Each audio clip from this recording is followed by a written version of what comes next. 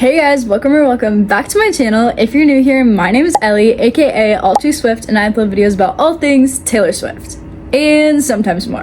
Today's video, I thought it would be fun since the 1-year anniversary of the Tortured Poets department is coming up to look back on some of my predictions before the album came out and kind of judge if they were right, if they were completely wrong, and just react to them in general. So I made a video with predictions on what I thought the Tortured Poets department was going to be like last year, which I will link in the description down below if you want to go watch it. Found the page that I used in my notebook for brainstorming, and I was like, wow, these are crazy. Before we get started, make sure to subscribe if you aren't already, because I upload videos twice a week now, and I'm gonna try and stick to that. Hopefully, give this video a thumbs up and comment down below your favorite track from the Tortured Poets department. And yeah, without any further ado, let's get on to the video.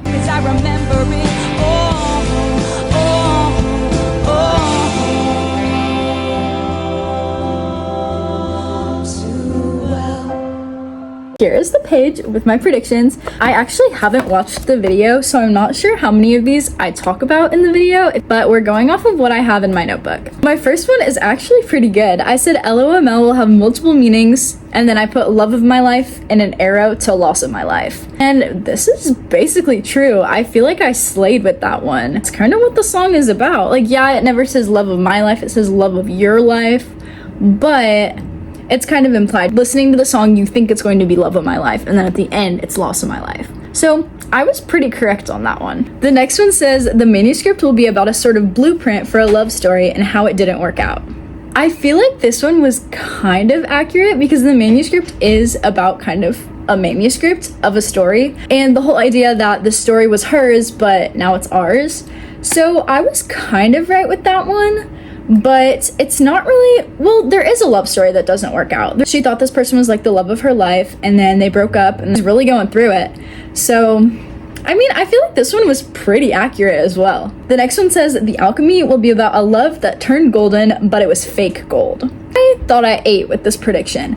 I feel like this concept is such a good idea, and I'm honestly surprised she didn't go with it. I do love Alchemy, obviously. I think it's a great song, but it's a love song about a football player. Not really this deep love that turned golden. Like, there's not really any heartbreak in the Alchemy. So that one was a fail, unfortunately. This next prediction, this one is kind of based off of Harry Potter, actually, but I said the black dog will be about a sadness that brought her comfort in the end, because of the whole idea that Sirius, Harry thinks he's the Grim, and he's like this thing that's haunting him, but then it ends up being like Sirius is like basically his father figure. And unfortunately, this one was not true. The black dog is not a character in the song. It's actually a location. It's a bar or pub or something. Anyway, it's a place, and I don't really feel like my prediction was accurate at all on this one. This one I thought would have been so cool as a concept too. But I said that on the title track, the Tortured Poets department, it would say like a little like voicemail-y thing, and it would say like, you've reached the Tortured Poets department, chairman speaking, and then like song. I feel like that would be such a cool concept. Unfortunately, it did not come to pass. Again, I still love that song a lot. I think it's amazing, but I think my concept would have made it a lot cooler personally. This one it's kind of true.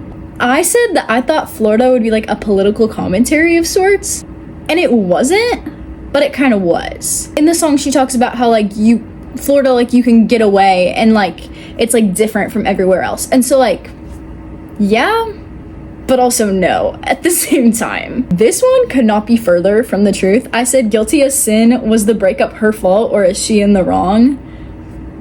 No, guilty as sin is not about a breakup, I fear. I really thought this was gonna be like her reflecting and thinking like kind of like Back to December-y, like, hey, is it my fault, is it me, like also like Afterglow sort of. But no, guilty as sin is not Back to December-y in the slightest, I fear. This one I actually ate with. I said I Can Do It With a Broken Heart is gonna be about the Eras tour. Yeah, it basically is. It's about having to go on this like giant show-stopping tour while your heart is breaking. Literally, the music video for I Can Do It With a Broken Heart is a bunch of clips from the Eras tour.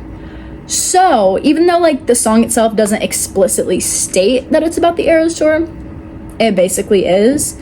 So that one was 100% correct. Then my last prediction about a specific song is that I said So Long London is going to be about mutual friends or places because of her past relationship. And this one I feel like is kind of true. It definitely is about her past relationship, but it's not necessarily about mutual friends in places. It's kind of about the relationship itself, and London is kind of like a metaphor for the relationship itself. So I feel like I was like 50% correct with this one. Okay, and then I have two predictions that were about the album as a whole, but I said it's not going to be folklore-ish, and it's gonna have kind of a similar sound to Midnight's, which I feel like that's pretty accurate. I feel like it's definitely more comparable to Midnight's than it would be to Folklore or Evermore. And a lot of people were thinking it was gonna be folklore-y because it was poetry and whatever. But if I had to pick a Taylor album to say what it's the most similar to, I definitely think it is pretty similar to Midnight's.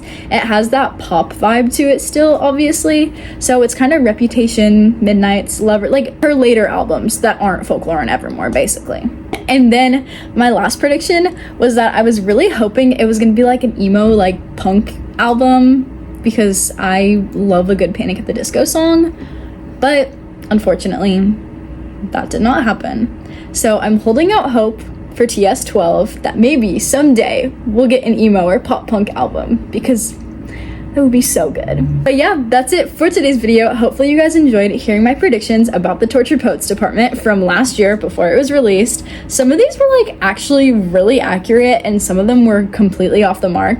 So definitely next time she announces a new album, I will make predictions as well. So then when the songs come out, we can go back and reference and be like, you were wrong, friend. Make sure to give this video a thumbs up and comment down below one prediction you had for the Tortured Poets Department that did not pan out at all. I'm curious to hear what other people's predictions were, and I want to make myself feel better because I kind of failed on a lot of those. But yeah, also subscribe because you made it to the end of the video, so you might as well subscribe because why not? And yeah, I love you guys so, so much. I hope you know that you are all amazing and wonderful and lovely and talented and smart.